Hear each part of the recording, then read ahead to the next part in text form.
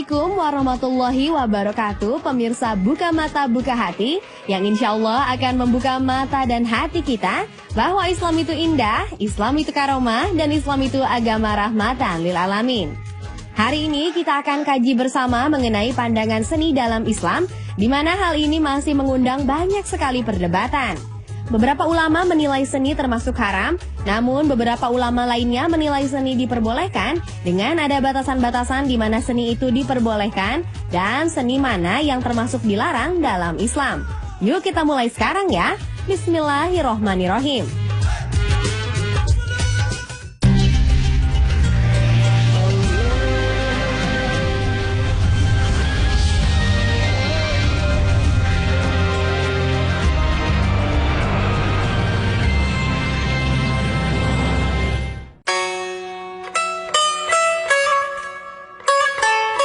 Pemirsa, pada dasarnya Islam sangat mencintai keindahan. Dan seni merupakan salah satu proses lahirnya keindahan tersebut.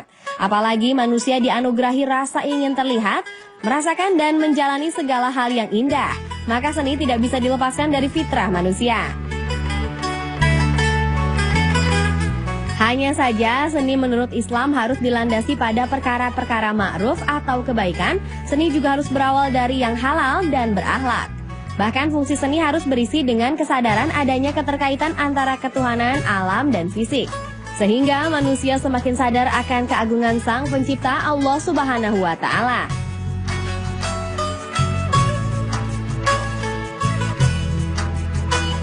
Pemirsa, oleh karena itu seni menurut Islam harus dijauhi dari segala hal yang berkaitan dengan perkara munkar atau keburukan.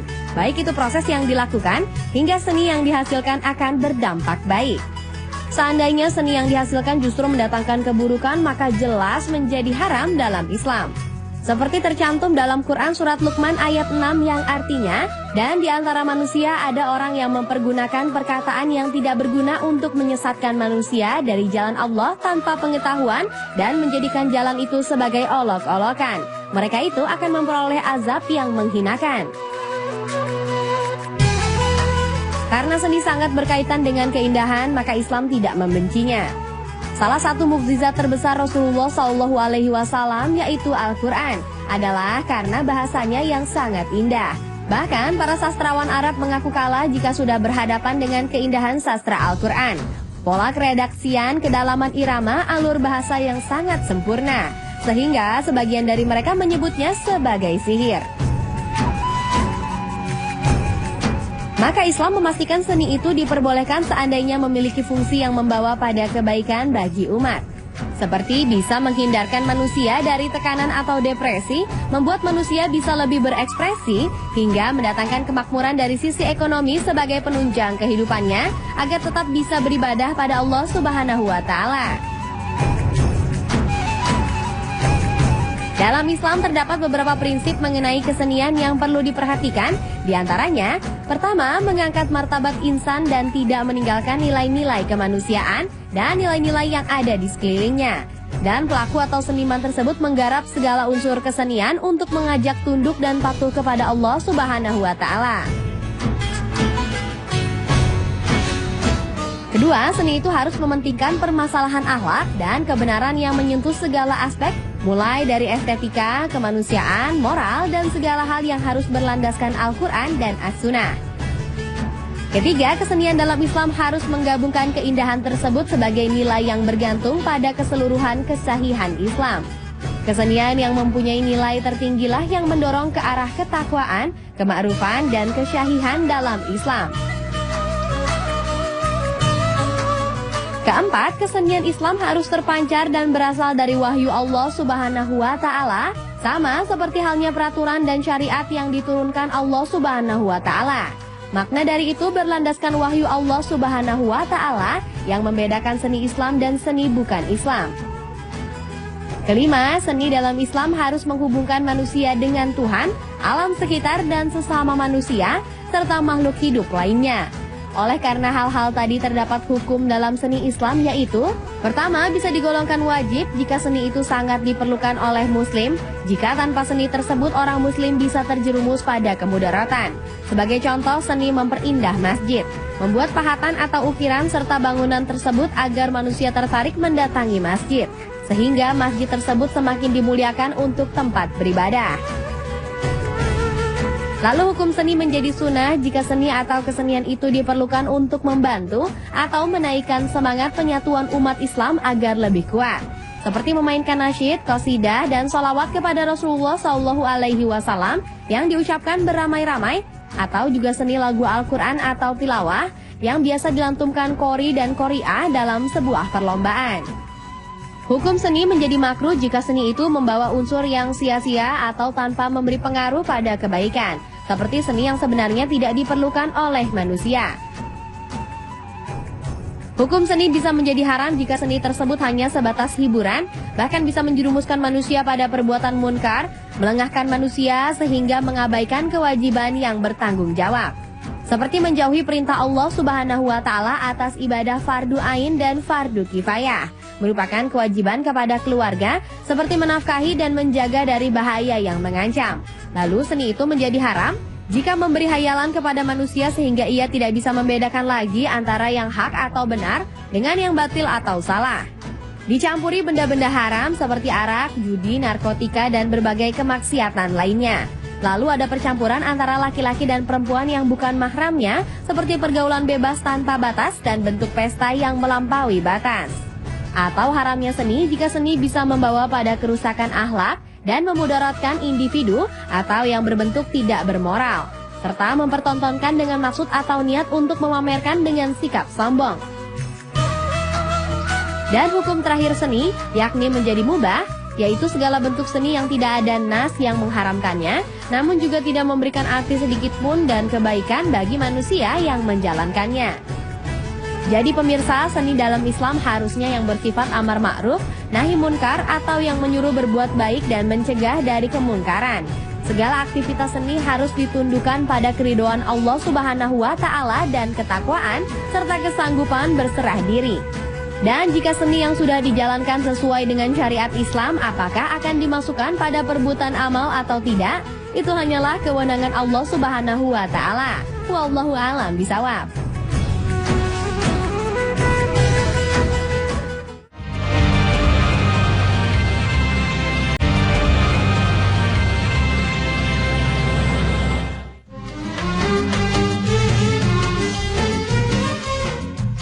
Pemirsa, sebelumnya dijelaskan bagaimana Islam memandang seni.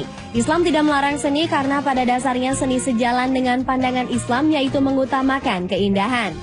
Namun Islam mempertegasnya, keindahan itu boleh dan bisa dilakukan asal sesuai dengan syariat yang didasari tuntunan hidup umat Islam, yaitu Al-Quran dan As-Sunnah. Seni yang dilahirkan manusia banyak jenisnya, maka Islam memilah mana yang boleh dilakukan dan mana yang dilarang. Tentu saja dasar diperbolehkan dan larangan itu karena berkaitan dengan syariat, dengan Al-Quran dan As-Sunnah yang menjadi landasannya. Seni pertama yang diperbolehkan dalam Islam yakni seni membaca Al-Quran. Seni membaca Al-Quran, tilawatil Quran atau qiraatil Quran juga dilakukan Rasulullah SAW. Seperti sebuah hadis yang diriwayatkan Imam Abu Dawud dari Al-Bara bin Azib radhiyallahu anhu, ia berkata, telah bersabda Rasulullah SAW, hiasilah Al-Quran dengan suaramu. Karena itulah beberapa sahabat Rasulullah SAW menjadikan dirinya sebagai seorang ahli dalam tilawatil Quran, seperti Abu Musa Al-Ansari. Ia menjadi sahabat yang bacaan Qurannya sangat baik. Seni yang diperbolehkan Islam berikutnya yakni seni menulis indah atau kaligrafi. Seni menulis indah di Jazirah Arab disebut qad. Khusus dalam pandangan Islam, kaligrafi yang baik adalah yang isinya mengambil dari ayat-ayat Al-Quran. Lalu bagaimana dengan kaligrafi yang isinya bukan diambil dari ayat-ayat Al-Quran? Islam juga tidak melarang. Yang penting isinya bukan tulisan yang memerintahkan umat untuk berbuat munkar, mengajak dalam kemaksiatan atau perintah buruk lainnya seperti yang disukai oleh setan. Di beberapa negara, seni kaligrafi juga dilakukan seperti di Jepang dalam seni menulis kanji yang disebut shodo, di Korea yang dinamai seoye, atau di Cina dengan sebutan chufa atau yishu. Berikutnya yang diperbolehkan Islam yaitu seni bela diri. Bela diri merupakan kesenian yang diciptakan untuk mempertahankan atau membela diri dari ancaman yang bisa membahayakan jiwa. Seni jenis ini boleh dipelajari sepanjang berlandaskan pada ketauhidan, tidak mengandung penyembahan atau penghormatan kepada selain Allah, bernafaskan kepada kebaikan, bukan dan tidak mengandung unsur-unsur yang bersifat syirik lainnya. Bahkan Allah Subhanahu wa Ta'ala sangat menyukai mukmin yang kuat daripada mukmin yang lemah. Seni berikutnya yaitu seni arsitektur, di mana seni bukan hanya sebagai ilmu merancang bangunan, tapi juga menjadi seni yang bahkan bisa mencangkup lebih luas lagi, seperti merancang dan membangun lingkungan secara keseluruhan, menata kawasan, mulai dari perkotaan hingga pedesaan, mendesain perabotan hingga desain produk kebutuhan manusia lainnya. Pemirsa, berpidato juga menjadi bagian seni dalam Islam karena disamakan dengan berkhutbah.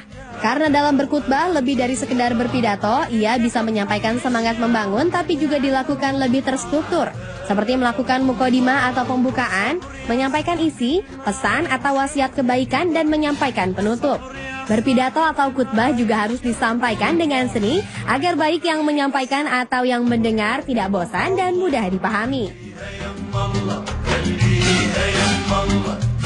Selanjutnya, seni sastra atau menyampaikan keindahan kata-kata dalam tulisan juga diperbolehkan dalam Islam.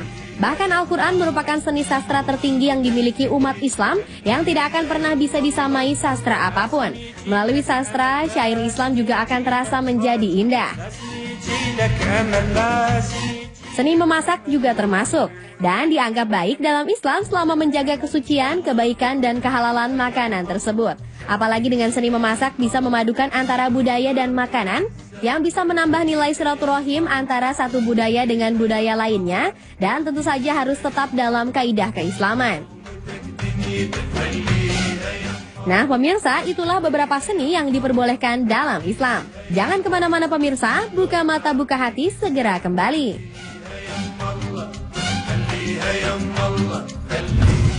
Ya, alhamdulillah pemirsa, buka mata, buka hati. Kalau kita ngomongin seni nih ya, kalau zaman Rasulullah atau seni itu apa sih dalam Islam, kan tahu sendiri. Al-Islam itu sangat indah. Bahkan di dalam salah satu hadis nyatakan bahwasanya inna waha jamilun yuhibbul jamal. Allah itu sangat indah dan Allah sangat menyukai keindahan. Salah satu dalam masalah seni. Di seni dalam Islam itu, kalau menurut seorang sahabat bernama Abu Darda, seni itu banyak ya. Bahkan zaman Rasulullah, waktu Rasulullah bersama Aisyah sedang istilahnya ingin melihat hiburan, beliau berdua dalam kitab Kebebasan Wanita dinyatakan sempat nonton nyanyi jariah-jariah sedang bernyanyi. Kemudian juga yang namanya seni kan gak cuma hanya nyanyi, tapi juga semua keindahan adalah seni. Dan di dalam Al-Quran surat Ali Imran dinyatakan ma khalaqta hadza batila, semua yang Allah ciptakan gak ada yang sia-sia. Jadi apapun yang diciptakan Allah, kalau memang itu diambil manfaat, bisa menjadi hiburan buat manusia. Bahkan Abu Darda mengatakan, salah sahabat Nabi, Abu Darda radhiyallahu anhu mengatakan, jika hatimu sedang gelisah ataupun mati, maka carilah hiburan sekedarnya untuk menambah semangat dalam hidupmu. Itu menurut para sahabat. Dan seni di zaman Rasulullah itu sangat-sangat banyak sekali hadis yang mendukung. Jadi di zaman Islam itu orang Mekah itu memang tidak terlalu suka untuk bernyanyi atau bernasyid. Tapi kalau orang Madinah sangat suka untuk bernasyid atau bersenandung. Maka ketika Rasulullah sampai ke Madinah ketika hijrah disambut oleh orang-orang muhajirin ya, orang-orang Ansor dengan beberapa sholawat seperti Tola al-Badru alaina dan sebagainya. Jadi kalau di seni itu dipandang untuk membawa kemaslahatan dan kebaikan, silakan, apalagi membawa semangat. Dan di zaman Rasul dan zaman sahabat itu memang Rasulullah tuh sangat-sangat senang untuk menemani Aisyah istrinya untuk melihat berbagai macam seni, terutama kalau kita tuh sekarang mungkin rebana-rebana atau qasidah dan nasyid.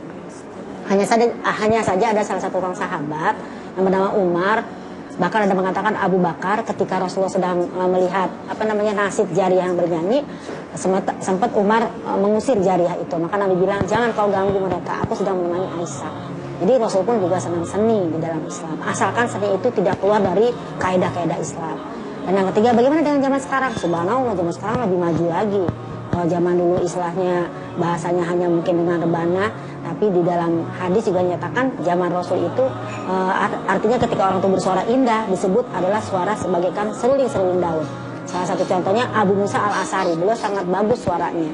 Bahkan kalau zaman Rasul untuk selain nasib untuk qari'ah atau mengaji. Jadi seni itu sebagai satu keindahan yang kalau dikemas dengan baik jadi indah. Jadi ngaji kalau dikemas dengan baik jadi indah. Mungkin nasyid, selawat dikemas dengan baik jadi indah. Itu pun tergantung kita menerima, asalkan isinya tidak mengajak pada kebatilan. Itu baru seni yang diridhoi oleh Allah Subhanahu wa taala.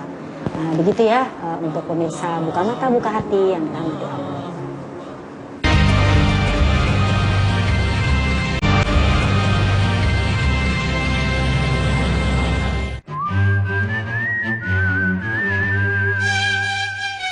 Pemirsa, karena ada seni yang diperbolehkan, maka tentu saja ada seni yang tidak diperbolehkan dalam Islam.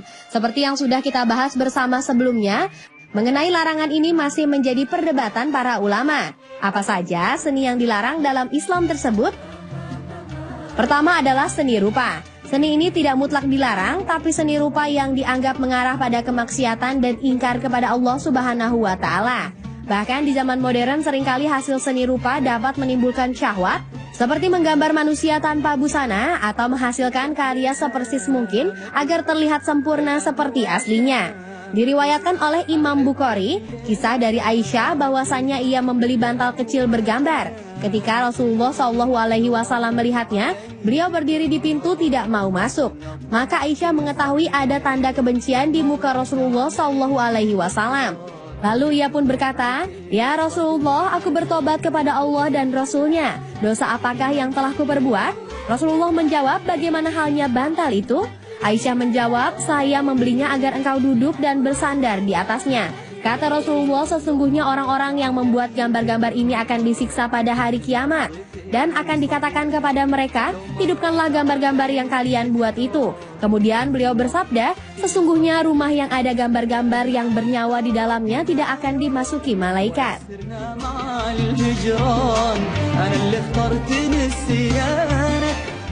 Menyanyi juga menjadi seni yang cenderung dilarang oleh Islam. Walaupun beberapa ulama lainnya menganggap menyanyi diperbolehkan, ulama yang mengatakan menyanyi dilarang dalam Islam berdasarkan dalil dari Al-Quran dan Al-Hadis. Allah Subhanahu wa Ta'ala berfirman dalam Quran surat Luqman ayat 6, "Dan di antara manusia ada orang yang mempergunakan perkataan yang tidak berguna atau lahwal hadis untuk menyesatkan manusia dari jalan Allah tanpa pengetahuan dan menjadikan jalan Allah itu olok-olokan. Mereka itu akan memperoleh azab yang menghinakan." Ulama yang melarang berdasarkan hadis yang diriwayatkan Imam Bukhari dari Abu Malik Al-Asy'ari radhiyallahu anhu bahwa Rasulullah SAW bersabda, "Sesungguhnya akan ada di kalangan umatku golongan yang menghalalkan zina, sutra, arak, dan alat-alat musik atau ma'azif." Dari hadis ini beberapa ulama beranggapan bahwa musik yang dilarang adalah yang mendatangkan banyak mudaratnya, seperti dibarengi dengan meminum khamr atau alkohol, seperti yang sering dilakukan para pemusik di zaman sekarang. Bahkan banyak musisi dipuja oleh para penggemarnya dari kalangan perempuan hingga terjadinya praktik perzinahan. Sedangkan beberapa ulama yang mengatakan musik diperbolehkan dalam Islam adalah diriwayatkan oleh Buraidah bahwa Rasulullah SAW hendak menuju peperangan. Ketika kembali dari peperangan, seorang jariyah hitam datang menghampiri Rasulullah seraya berkata, "Wahai Rasulullah SAW, sesungguhnya aku telah bernazar apabila engkau kembali dengan selamat, aku akan menabuh duf dan bernyanyi di hadapanmu." Rasulullah SAW bersabda, "Apabila kau telah bernazar maka tabuhlah sekarang, karena apabila tidak maka engkau telah melanggar nazarmu." Kemudian Zariyah tersebut menabuh duf dan bernyanyi. Kemudian Abu Bakar masuk ke rumah Rasulullah ketika Jariyah itu masih menabuh duf dan bernyanyi. Kemudian ketika Ali masuk, dia masih menabuhnya. Dan ketika Utsman masuk, dia juga tetap menabuh. Ketika Umar masuk, beliau langsung melemparkan duf itu ke arahnya, yang kemudian Zariyah itu duduk. Lalu Rasulullah bersabda, "Wahai Umar, sungguh syaitan akan takut kepadamu. Sungguh ketika aku duduk, dia menabuh duf. Ketika Abu Bakar masuk, dia juga masih demikian. Ketika Ali masuk juga demikian. Ketika Utsman masuk juga demikian. Akan tetapi ketika engkau masuk, wahai Umar, engkau melemparkan duf itu." Hadis riwayat At-Tirmizi. Di sini digambarkan bahwa ketika pemain kendang atau duf tadi dibiarkan bermain oleh Rasulullah dan sahabat, artinya ini adalah ketidaksukaan pribadi umat semata. Seni yang dilarang dalam Islam lainnya yaitu tarian atau gerak tubuh secara berirama yang dilakukan di tempat dan waktu tertentu untuk keperluan pergaulan, mengungkapkan perasaan, maksud, dan pikiran. Apalagi saat ini tarian lebih banyak mempertontonkan aurat dan mengundang nafsu birahi. Bahkan terdapat pula tarian yang ditujukan untuk memuja sesuatu yang bersifat syirik. Kemudian, seni yang dilarang dalam Islam adalah seni patung atau seni dengan hasil karya 3 dimensi. Biasanya diciptakan dengan cara memahat, dicetak, atau modeling.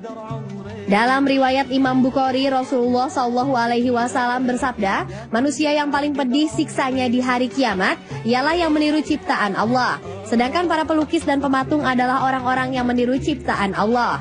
Pemirsa, tidak terasa 30 menit sudah berlalu.